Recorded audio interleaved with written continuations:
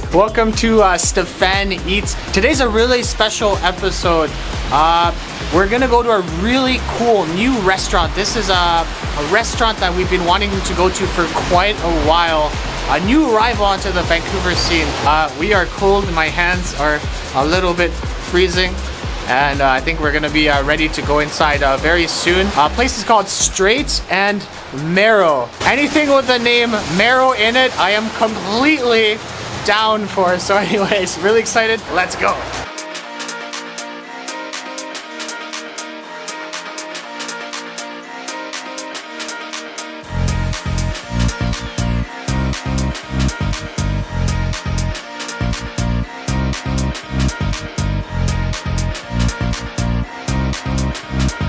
Another thing that they really stand out on are their drinks.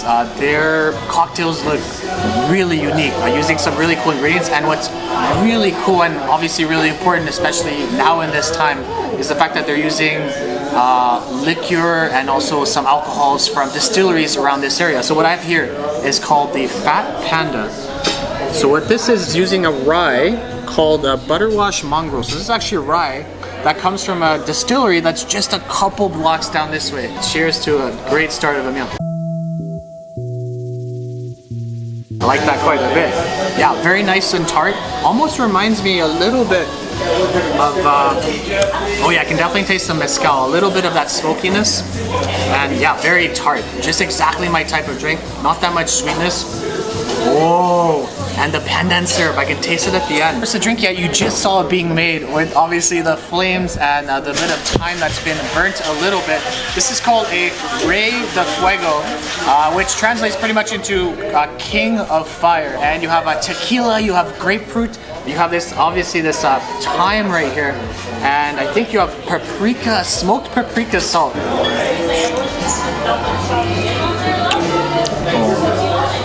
Wow. Yeah, definitely tastes that paprika.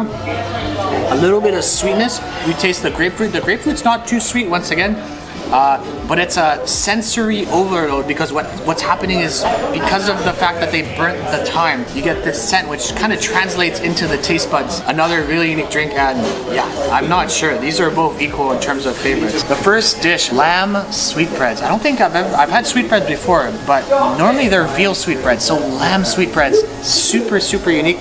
Yeah, so look at this beautiful dish. You have the sweetbreads right here. You have some radish. You also have, I think, yeah, Brussels sprouts, daikon. You have garlic puree. Then you have what's really cool and unique is you have a brown butter powder, and look how it's just surrounding the whole dish. Almost like a work of art. I don't even want to touch it. So I'm gonna try a little bit of this marrow here, a little bit of the radish, and I think I'm gonna get a little bit of that sauce right in there. Oh, wow. Oh yeah, very tender, beautifully fried, very light on the outside. You have a little bit of like a mayonnaise-y, a little bit salty sauce. What's really cool about the sweetbread I'm noticing is you definitely get a little bit of gaminess at the end yeah, you can tell it's lamb. There's a little bit more gaminess, but not in a bad way, in a really delicious way. The sweetbread is so light that even a feather would hang its head in shame. I'm gonna try a little bit of this Brussels sprout with it too. Yeah, the Brussels sprout, a little bit of that powder there. Oh.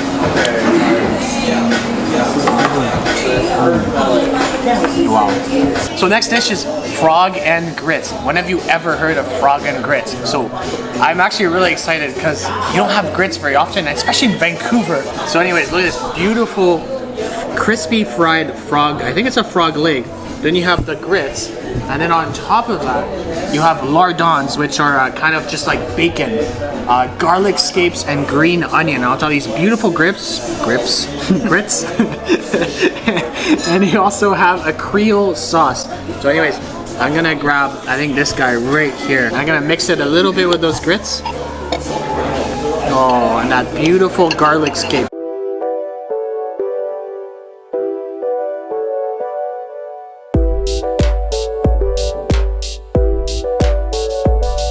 I don't know why this is only a special. This should be permanent. This should be on one of the food wall of fames of Vancouver. Wow, beautifully fried, super tender. There is a bone in there, so I ate it whole. I had to take the bone out. The grits, really creamy. That garlic scape, not too garlicky. You get a little bit of the onion taste, but it's all about that frog. That frog is beautifully fried. It's so tender, so juicy. Wow, yeah, definitely.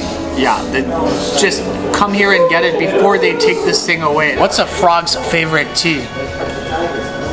London frog.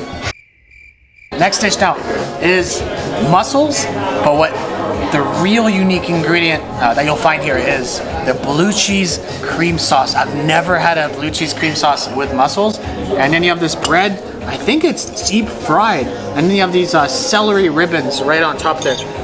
So let's just try one of these mussels right away. We're gonna get a little bit of that blue cheese sauce. We're gonna put that mussel right in there. I'm gonna try a little bit more. Yes, perfect. And there you go. That's the first mussel bite there. Oh, yes. Wow. Perfectly cooked. Yeah, nice juicy mussel. And then that blue cheese sauce. Yeah, a little bit of that brininess from the mussel, but then you had a little bit of that hint of blue cheese just at the end, but not too much. Obviously, blue cheese being a really strong flavor. You don't want it overwhelming the mussels. Let me try a little bit more of that sauce there. And of course, natural cup with the mussel shell. And there you go. Oh, yeah. Wow, what a sauce. I think I can taste a little bit of white wine in there. A little bit of saltiness, but then that brininess from the mussel just comes in absolutely beautifully. And yeah, wow.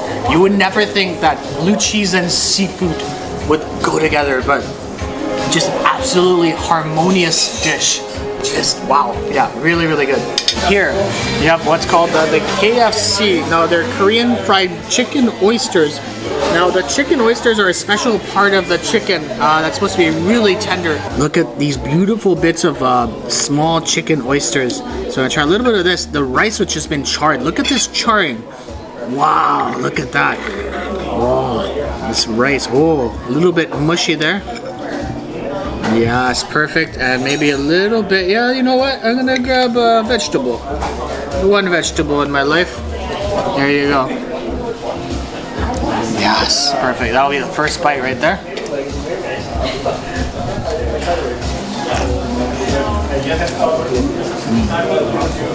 The rice has a nice texture to it, a little bit gummy in a way, but that charred flavor comes through right after. And then you have just this juicy nugget, and I think they're kind of paying homage to like the traditional Korean fried chicken, of course, with the pickled daikon right here. So let's get a little bit of this pickled daikon. It's like a masterpiece. Oh, it's like an opera of chicken. I forgot you're a mule man. Oh, I'm a big mule man. Perfectly seasoned, the tenderness of that chicken, and then just so juicy, light batter on the outside. Wow, yeah, another amazing dish. Giant piece of bone marrow.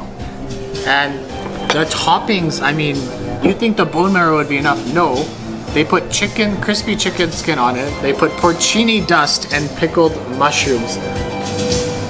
What? After getting roasted in the Filipino video, I'm gonna use the spoon. That's right. There you go. Oh, yes. Right on to this lucky piece of bread. Oh, wow. Oh. Oh. This bread is so happy. He thinks he's in Cancun. Look at how jiggly that is. Wow. Oh, oh no. Oh, no. Fallen soldier going right back on there. There you go. Wow. And these are pickled mushrooms. And this bone marrow just hanging on by a thread. Oh, don't fall on me.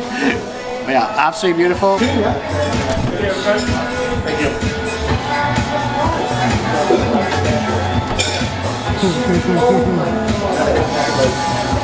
Am I still on this planet? Oh yeah, super creamy, super buttery, just melting. As soon as that touches your tongue, it just disintegrates into this beautiful, buttery goodness. And then you have this amazing acidic bite from the mushrooms. A little bit of the earthiness from that porcini, but just that amazing mix of just super buttery, creamy, melty bone marrow, and then just that acidity that cuts into it, and then of course there's just crispy crostini. Wow, that's a marrow and a half. That's absolutely amazing. This is pork belly, but the really cool thing is that the spatzel is actually made from scallops. So you have scallop spatzel, another incredibly unique dish. Now, this pork belly is just lacquered with this kind of sweeter sauce. And then we're gonna get a bit of the spatzel on the side there. But anyways, just gonna cut into that pork belly. Oh, you can feel just that kind of crispy skin just on there. Just coming right, wow, look at that. Oh, just the strands, a little bit of that fat. Wow. Oh, look at this. Wow, the whole pork belly's coming apart. Wow. And then, of course, this beautiful spatzel right there. Oh, it's some micro, I think it's micro cilantro on top too. Yeah, just the way that pork belly just disintegrated when you're cutting into it, you know it's going to be absolutely tender.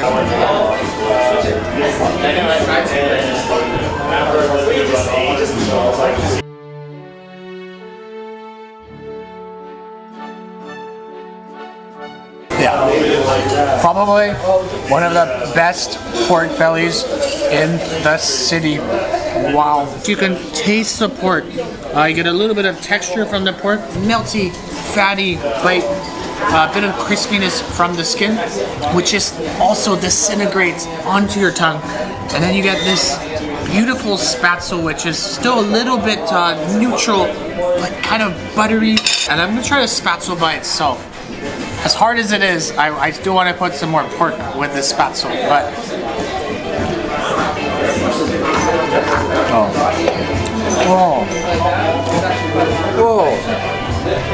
wow, that might be the best spatzel I've had in my life. Wow, you can taste the scallop in there. It's almost like a scallop mousse that's kind of combined into a pasta. You get a little bit of that seafoody sweetness. Wow, you can actually taste the scallops in there. This might be a winner of the night. For now, this is an eggplant double down, and look at this. So it's pretty much a sandwich. The bread, instead of bread, it will be eggplant. So deep fried eggplant, halloumi cheese, and then you have this beautiful tomato sauce. And look at this, oh, just the way it breaks apart. Oh. And you can tell that eggplant is super creamy. They put a little bit of the tomato sauce inside too. Let's just dip it right into this absolutely stunning tomato sauce. A little bit of chiffonade of basil in there. Yes, I know my French terms. And there you go. Wow. Oh, so this will be the first double down eggplant bite.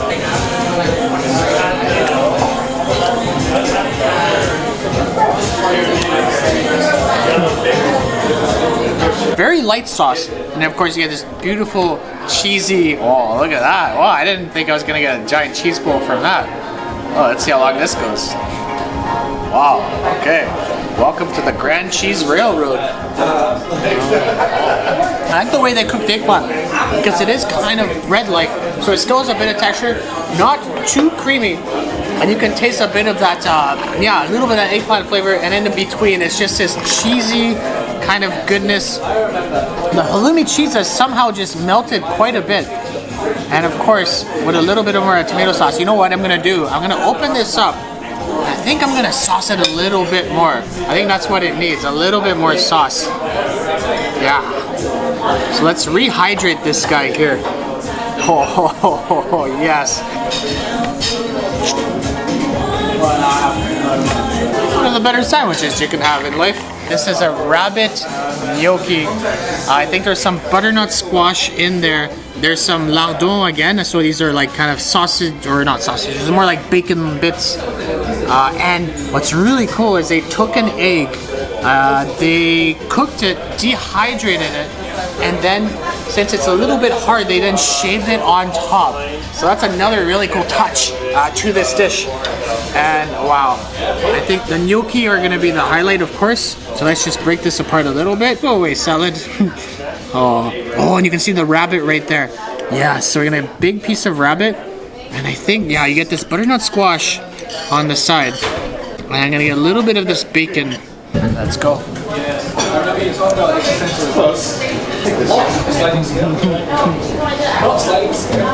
This is really stunning, super smooth gnocchi. You can actually taste the potato in the gnocchi. You get a little bit of the crispiness on the outside, so I think they've pan fried it. And then you get the rabbit. The rabbit's nice and tender, still pretty succulent. A little bit of the saltiness from the lardon, from the kind of bacon bit. And then, yeah, you do get a little bit of that sweetness from the butternut squash at the end. Wow, yeah. Oh, and of course, our good friend Mr. Brussels Sprout comes back to make an appearance, and I'm gonna pair him again with this pillowy gnocchi. And look at the way the gnocchi is just breaking apart. The gnocchi is just so tender.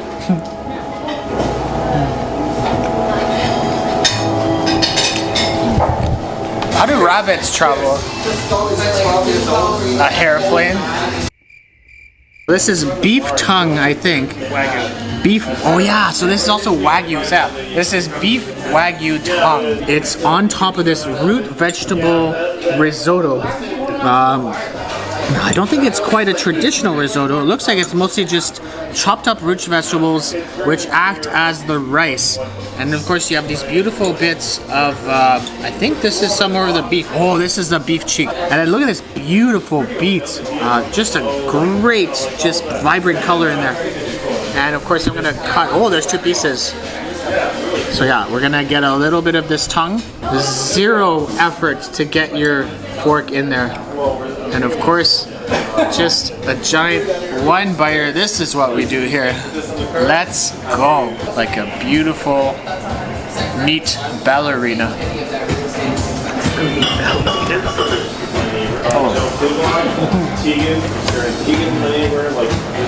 That is incredibly hearty. Definitely that tongue, you get that super strong, meaty, beefy flavor.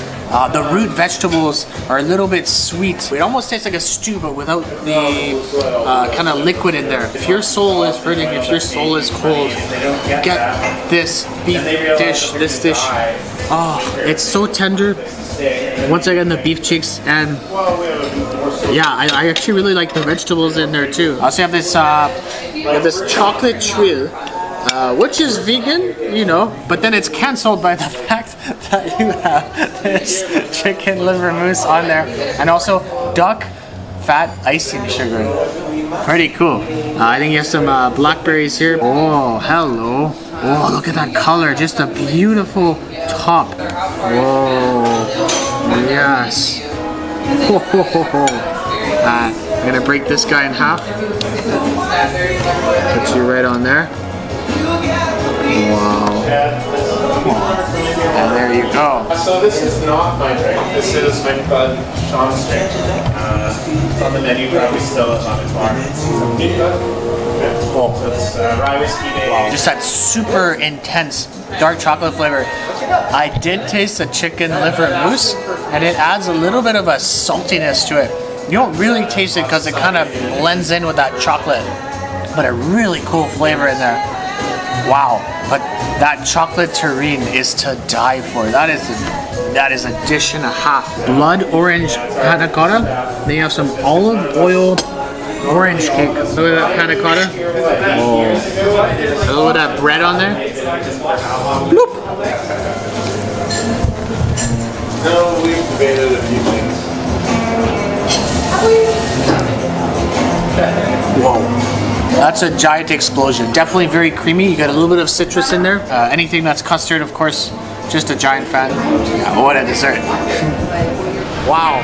Absolutely amazing. So many unique eats in there, and everything was so inventive. Such a fun meal, so many cool combinations. Definitely check it out. It is some of the best food I've had in Vancouver, and the originality is just absolutely mind-blowing. Anyways, we're gonna leave you here. Thank you for joining us on this epic meal. If you do enjoy our videos, please like, subscribe, hit the bell icon, and also hit us up with those comments. It would be super appreciated, just so you can support us so we can continue making these amazing food videos. Anyways, we'll see you very soon. I'm gonna walk out into this beautiful rain. Bye!